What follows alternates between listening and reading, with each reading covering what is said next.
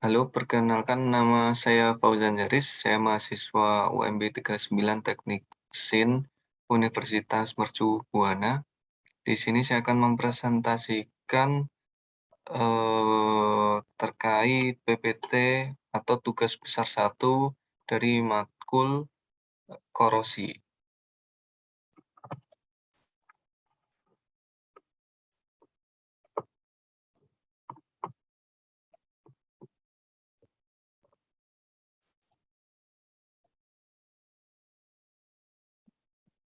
Di sini saya akan menjelaskan terkait aspek desain proses untuk pencucian skandium menggunakan selective leaching pada residu bauksit dengan asam sulfat.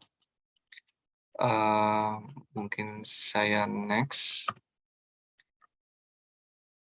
Di sini untuk abstraknya yaitu bertujuan untuk pengembangan skala industri dari proses pencucian skandium atau SC pada selective residu bauksit atau BR.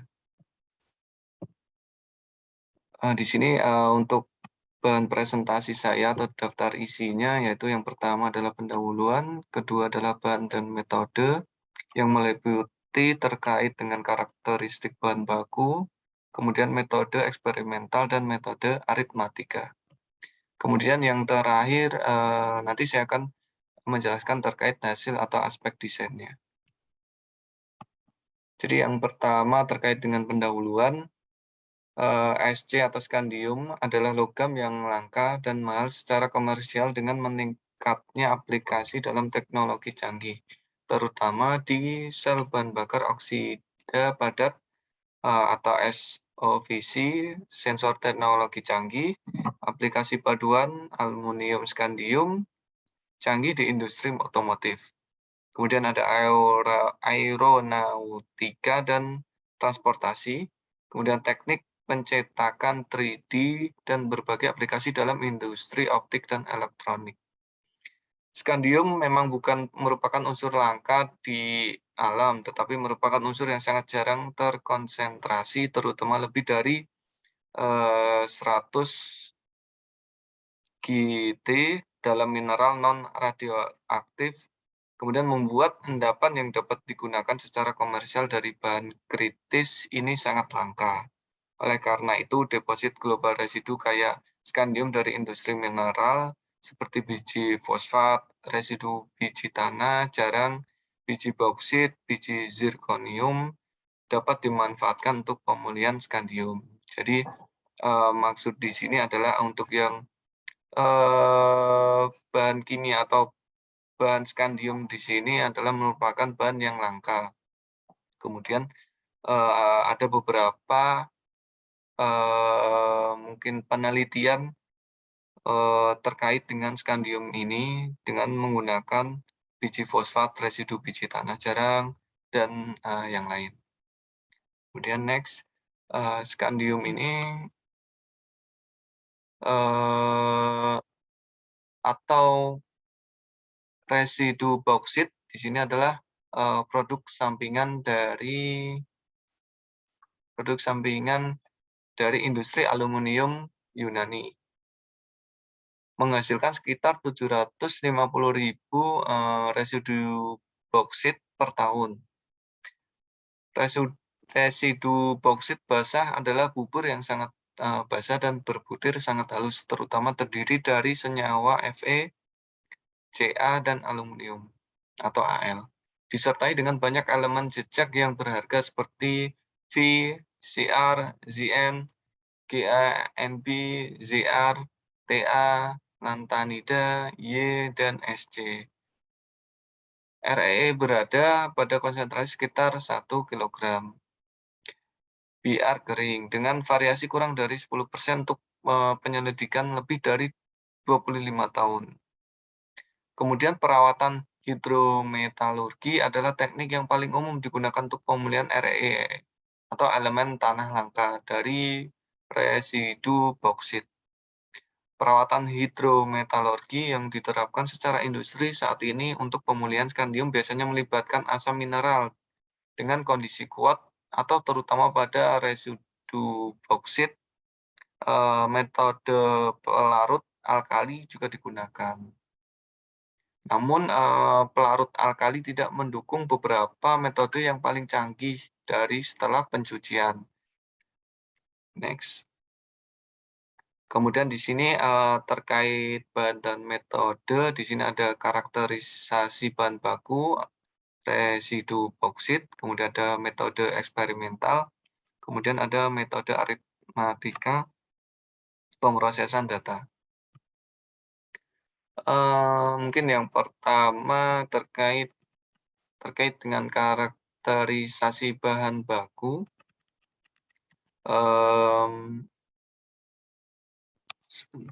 karakterisasi bahan baku.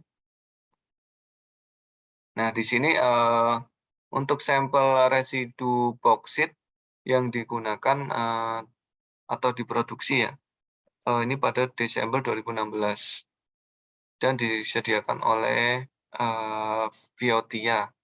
Kandungan SC ditentukan, menjadi 105 gram dan seterusnya. Kemudian komposisi kimia dari senyawa utama residu bauksit Yunani serta nilai-nilai sifat fisik dilaporkan di tempat lain.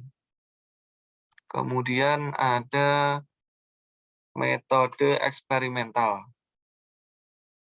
Metode eksperimental di sini, terbagi menjadi 3, yaitu ada regen, kemudian ada instrumentasi, kemudian ada, prosedur analisis.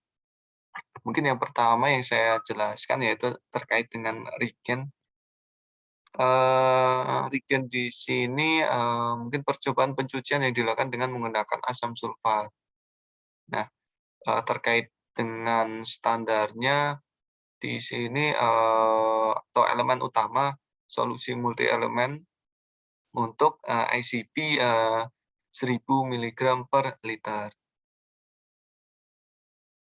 Kemudian, untuk regen di sini, digunakan untuk kalibrasi ICP-OS. Kemudian, saya jelaskan, terkait instrumentasi. Instrumentasi di sini, adalah, pelat pemanas pengaduk magnetik atau ya digunakan untuk agitasi dari skala 700 sampai 1000 rpm. Nah, pengukuran pH dilakukan dengan pH meter multi 350i oleh WTEW atau Wilhelm, Jerman. Distribusi ukuran partikel diukur dengan micromalvern master Zeiser dengan, difraksi laser. Kemudian, terkait dengan prosedur analisis. Terkait dengan prosedur analisis di sini adalah pencucian, residu bauksit dilakukan dalam kondisi yang berbeda. Variabel seperti konsentrasi asam, rasio, suhu, serta prosedur pencucian multi-stage beberapa penggunaan asam diuji dan dioptimalkan.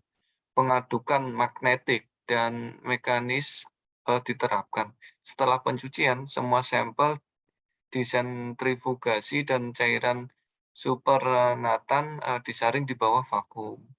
Nah, di sini pH akhir diukur dan, sampel disimpan untuk dianalisis. Kemudian, prosedur pencucian multistage, di sini tahap pencucian pertama dilakukan dan setelah sentrifugal cairan yang dikumpulkan digunakan kembali untuk pencucian sampel, residu bauksit pada kondisi yang sama. Seluruh prosedur tadi diulang, 3 kali. Kemudian, terkait metode aritmatika pemrosesan data. Nah, di sini mungkin saya, jelaskan sedikit terkait dengan, metode yang terkenal untuk optimalisasi fungsi nonlinear, yaitu metode Newton dengan skema diferensiasi pusat. Lebih khusus lagi, nilai yang dioptimalkan untuk parameter korelasi ditentukan melalui minimalisasi jumlah sisa statistik kuadrat antara nilai yang diprediksi dari fungsi yang diusulkan dan data masing-masing. Kemudian next.